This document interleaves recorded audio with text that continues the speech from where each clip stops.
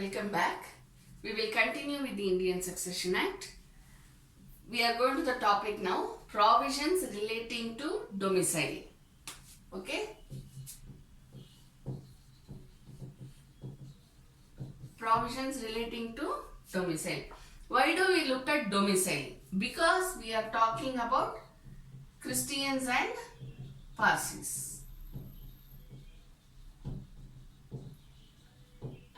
It is not basically the religion that we are talking about.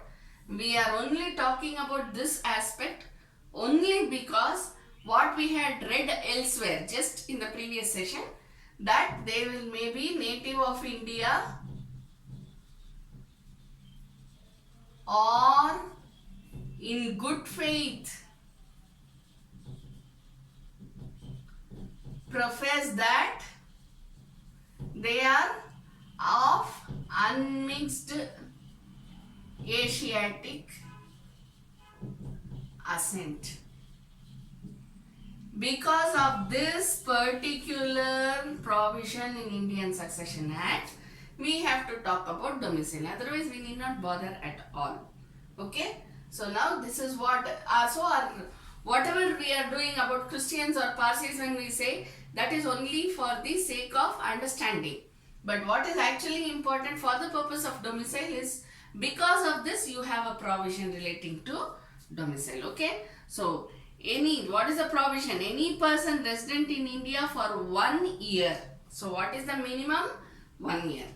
Any person resident in India for 1 year may acquire a domicile in India by making and depositing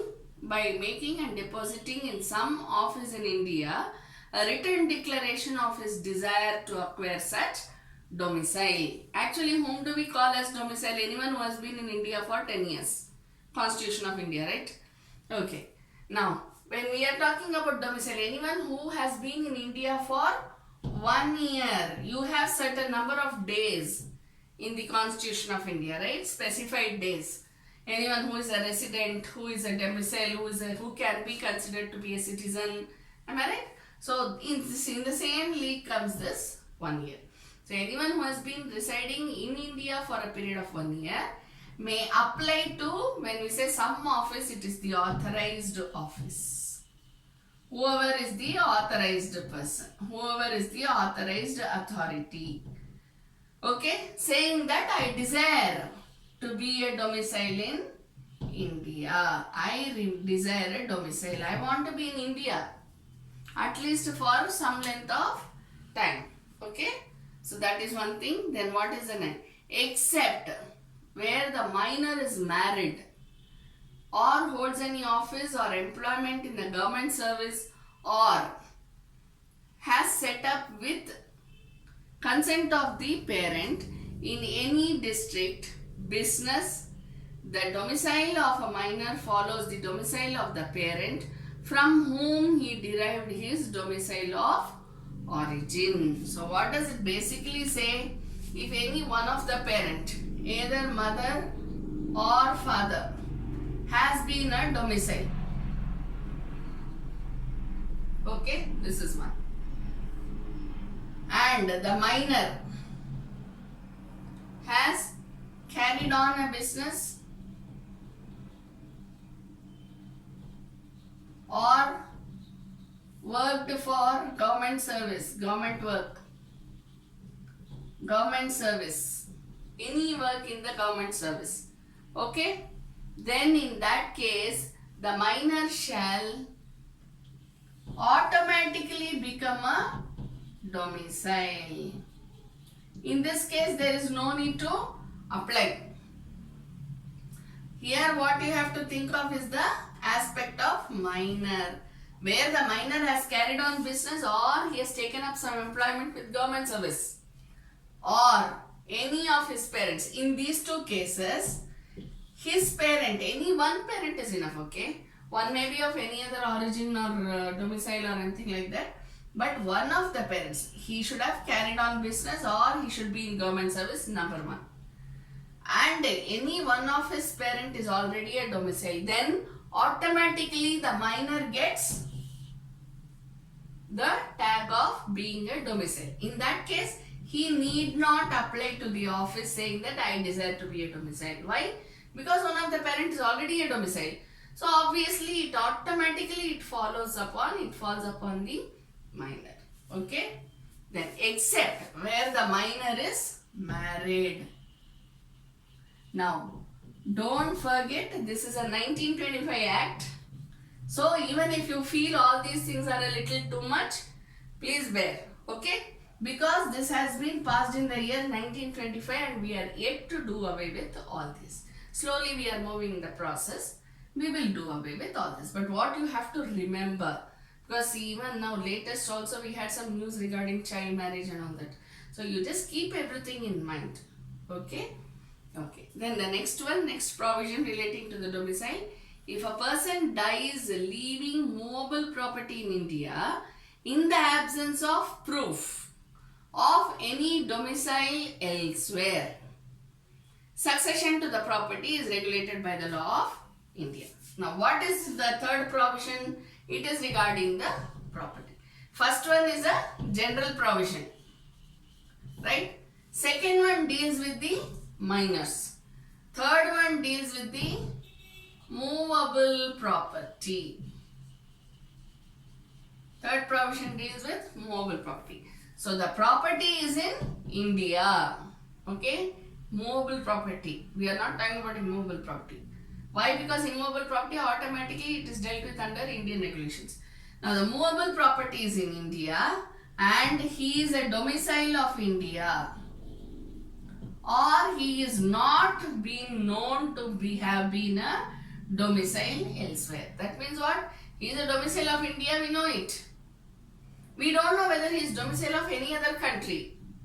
In that case, this whatever is the movable property after the person's demise, the movable property shall be dealt with as per Indian law. So obviously he will come under the Indian Succession Act 1925. Understand? So the first provision is the general provision saying giving a letter. Second provision relating to the minors. Third provision relating to the movable property. Okay?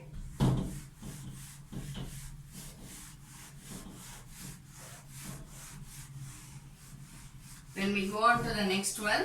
Some general provisions regarding the testamentary succession. Till now we were reading about intestate succession, right? Now we go to general provisions relating to testamentary succession. Section 57. The provision relating to testamentary succession with some modification as per Schedule 3. Schedule 3 again gives you the list of legal heirs. Shall apply to all all wills and codicils made by person practicing any religion, but marriage shall not revoke any such will or codicil. So what does it relate to? It relates to testamentary succession. According to the wills and codicils written by a person. If will and codicil is written by a person, this shall take place as is written. We already know where there is a will which is written, the court shall presume the genuinity and then give the order, right? So this relates to the wills and codicils made by persons practicing any religion. Now when it comes to will and codicil, we don't go as per Hindu Succession Act, Indian Succession Act. We have nothing like that. Am I right? We go under a common law regarding the wills and codicils. So here the religion does not affect. Understand? And marriage into any religion also does not affect the will and codicil which has been written. Understand?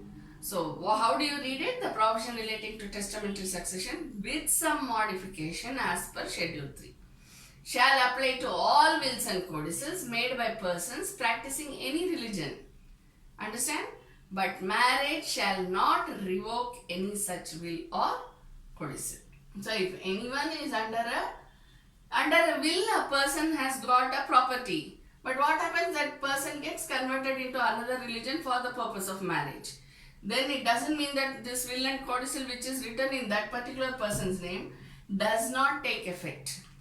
will and codicil do not work as per religions. Okay? It is a very secular in nature. What's the second provision? Section 58.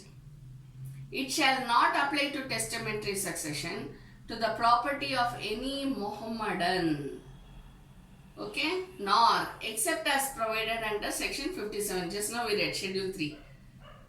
To testamentary succession of the property of any other religion. So, section 58 says what? Testamentary succession, it does not adhere to any of the personal succession laws. Personal succession laws. It does not adhere. Wills and codicils do not adhere to any personal or personal succession law. Okay? Then next.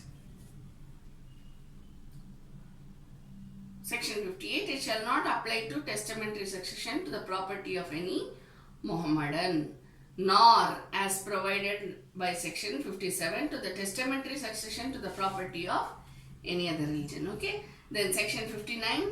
Every person of sound mind, not being a minor, may dispose of his property by will. Who can execute a will? Anybody who is a major, who is sound in mind.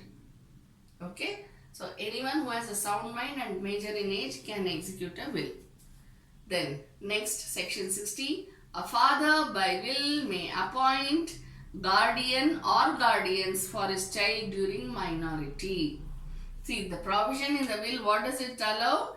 It even allows that if a child is major, if a child is minor, till he or she attains majority, the father in his will may say that so and so person shall be the guardian to my child till he or she attains majority. So the opportunity to appoint a guardian shall also be given in the will. It is applicable. Okay? Then section 61.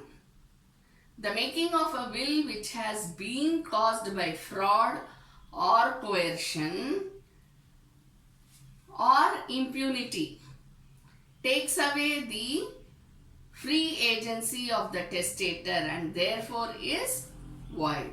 Okay? Section 60 says what? Any fraud or coercion takes away what? Free consent. We know this. Where have you read it? Contract Act. Am I right? So where there is a fraud or coercion in a will, then there shall be an absence of free consent. Therefore, the will shall be deemed to be void in law. Okay? That's why when we are writing will, when we are drafting a will, what do we say? We are of sound mind and I have done it in my own will and, okay? That's why I am writing this will. My own intention, my free intention. That is how we write in the will. Okay? Then next, section 62.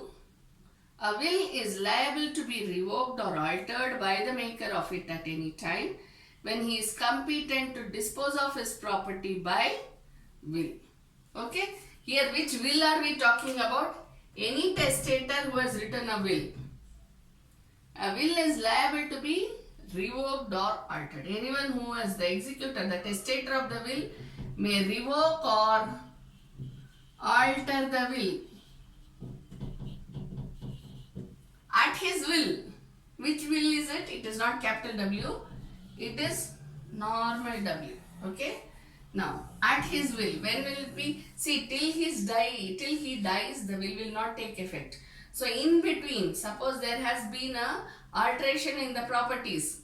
If the person has say 3 properties or 4 properties, he is going to sell away 1 property. Then what he will do? He will revoke the previous will or alter the will, saying that my will is to dispose of only these 3 properties because I have already sold the 4th property. Understand?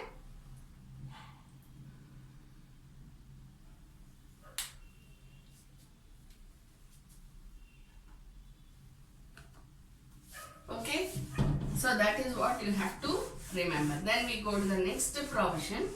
If any benefit is given to any person or to his spouse through will and the person has attested the will, then it shall not be deemed that the will is insufficiently attested. But the bequest or appointment shall be void so far as concerns the person so attesting, or the wife or the husband of the person, or any other person claiming under either of them. So what if there has been any attestation? Then the attestation itself will not be questioned, but the contents may become void due to, see, we have read it in Evidence Act. However, a document has to be executed, it has to be executed as per the law for the time being in force. This is what we read in Evidence Act, right? So when we are talking about this will over here, that attestation itself shall not be deemed to make the will void. But what will make the will void, even though it is insufficiently attested? The contents of the will, that is the benefits under the will, shall be deemed to be void. Understand?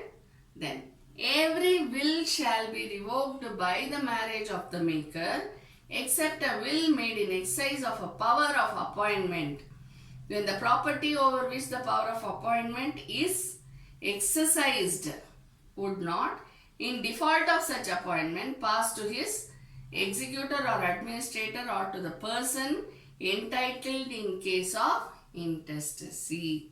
So when a person is married, every will shall be revoked by the marriage of the maker, except where there has been an appointment which is made through the will. Understand?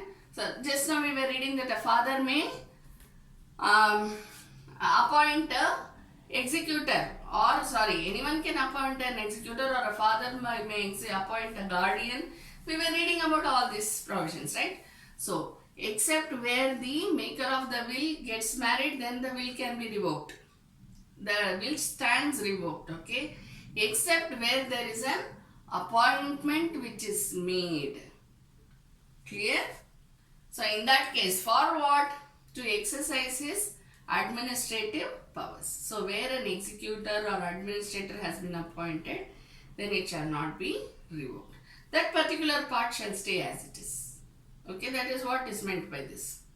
No unprivileged will, codicil or part thereof, shall be revoked otherwise than by marriage or another will or codicil, or by some writing declaring an intention to revoke the will and executed in the manner in which an unprivileged required to be executed, or by the burning, tearing or otherwise destroying the same by the testator, or by some person in his presence and by his direction with the intention of revoking the same.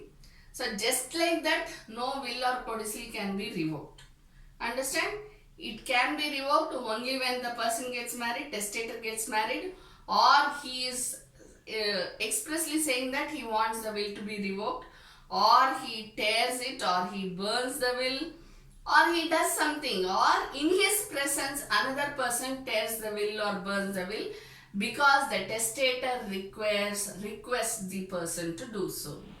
Understand? So in such cases only there shall be revocation of will, not in any other cases. Just because I like someone and I don't like someone, I can no, after I die please don't give it to that person. That is not the way it should be done. I have to write another will, changing the name of the person to whom I am bequesting my property. Understand? Then next we go to part 4 of the Indian Succession Act.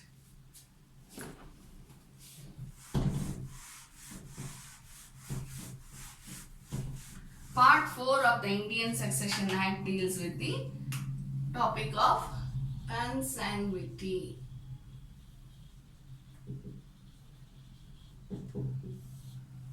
We have already done this. It means the same stock or descending from the same stock or from the common ancestor, right? Now we are dealing with this in a little detail. That's it. Okay. Now we go to the Bare Act. Consanguinity is the connection and relation of persons descended from the same stock or the common ancestors. Lineal consanguinity is one, collateral consanguinity. We have already done this, right? So for the purpose of succession, there is no distinction between what? Between those who are related to a person deceased through his father and those who are related to him through his mother. So what? You don't have relation to consanguinity. We have already read lineal and collateral. Okay. But what is the general provision? There is no difference whether it is paternal or maternal. You remember Hindu Succession Act? We read paternal and maternal, but here you don't have it. Between those who are related to a person deceased through his father and those who are related to him through his mother. So there is no distinction whether it is paternal or maternal. Okay. Second provision, between those who are related to a person deceased by full blood, half blood. So what is the second one? No difference whether the person is half blood or full blood. Again, if you compare with Hindu Succession Act, you have it. Not half blood and full blood. You have it between uterine blood and the others.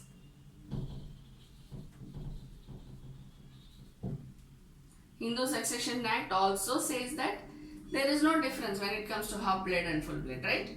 Then, between those who are actually born in the lifetime of the person deceased and those at the date of his death were only conceived in the womb but who have been subsequently born alive.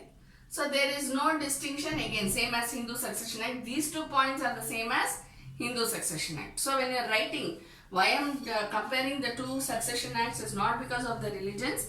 It is only because you should know what is common between the 2 succession acts. That's it. Okay. So the third one again, there is no difference between whether the person was alive at the time of the testator being alive or he came into existence subsequently upon the death. But how subsequently? He should have been in the, he or she should have been in the womb of the person. Understand? So this is the same as that of the Hindu Succession Act. Okay. Then next we go to the topic of intestate succession. It's a very small one, but part 5. Consanguinity is part 4. Part 5 deals with intestate succession.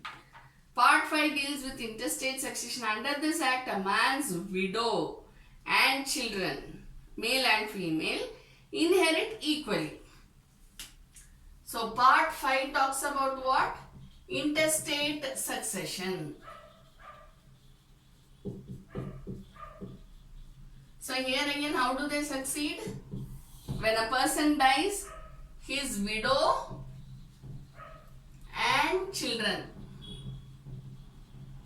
both male and female, succeed equally, inherit equally. However, a man may by will bequeath his or her property to anyone, totally disinheriting his own children and widow. This is what we see in will. Am I right? That is how all the disputes arise. When I am alive, how can my father give it to some other stranger? How can they write it for the trust? This is how everything is going on nowadays. So, it goes to widow and children if it is intestate succession. However, where there is a will, it can go to anybody, not necessarily the wife and children. Understand? The next one, intestate means the person dies without making a will which is capable of taking effect.